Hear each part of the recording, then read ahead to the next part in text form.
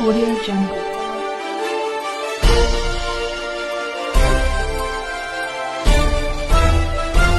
Audio Jungle. मदरसे का मस्जिद को मोटिया पिया जन तालिब इल्म हुया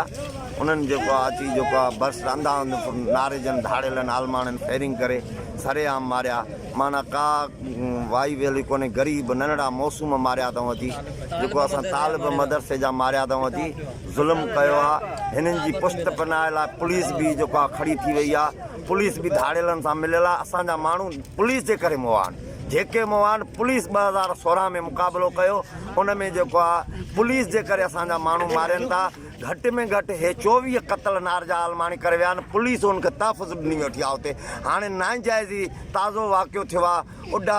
अला केरु मारे विया आहिनि उनजा माण्हू जेको आहे भुटनि ते अची FIR कई अथऊं 12 माण्हुनि ते बेॾोह बेगुनाह पुलिस पैसा वठी हुननि खां जेको चकर करे थी सॼो पुलिस जो चकर आहे हिन महिल ताईं पुस्त पिनाई ॾिनी वेठी आहे आलमाणियुनि खे घरनि में जो हिकु हिकु 50 लख जो इनामी धाड़ेल आहे जेको पुलिस सां गॾिया उते वेठा आहिनि ग़रीब मज़लूम माण्हू मारनि था बीठा को इंसाफ़ ई कोन्हे हिते धाणो असां इन लाइ आयो आहे वज़ीर आज़म ॻाल्हाए आर्मी चीफ ॻाल्हाए धाणो सभु मारींदा टोटल तभी जेको आहे धाणो ख़तमु न थींदो हिते हा हिते आर्मी अचे असां आर्मीअ सां ॻाल्हाईंदासीं ॿिए कंहिंसां बि न ॻाल्हाईंदा असां आर्मीअ सां ॻाल्हाईंदासीं ॿिए कंहिंसां बि न ॻाल्हाईंदा जे आर्मी बि असांजी मरी वई आहे त पोइ असांखे इंसाफ़ लाइ असां रोडनि ते निकिरी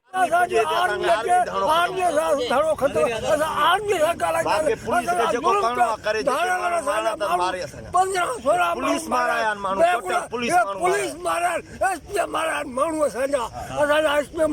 मुक़ाबिलो करे पुलिस शहीद करे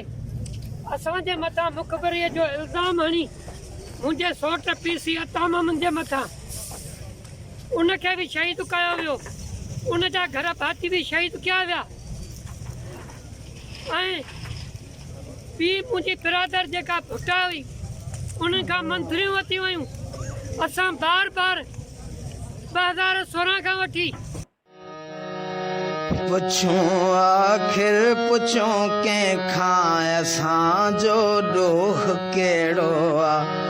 पुछूं आखिर पुछूं कंहिंखां असांजो ॾोह कहिड़ो आहे असांजो ॾोह कहिड़ो आहे